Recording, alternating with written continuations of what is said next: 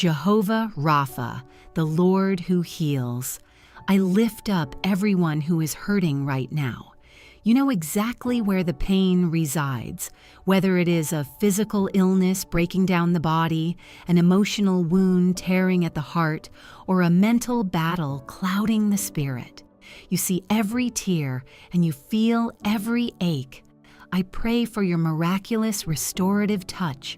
Speak life into weary bones and damaged cells. Bring comfort to minds trapped in depression, anxiety, or trauma.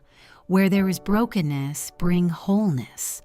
Where there is bitterness, bring the grace to forgive and release.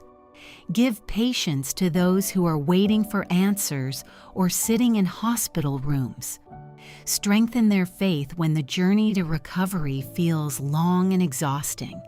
Remind us that healing is a process and that you are present in every step of that journey. We trust in your timing and your infinite love. Amen. If this prayer blesses you, like this video to spread the word. Comment Amen or share your testimony in the comments below. Share this prayer with friends and family who need encouragement.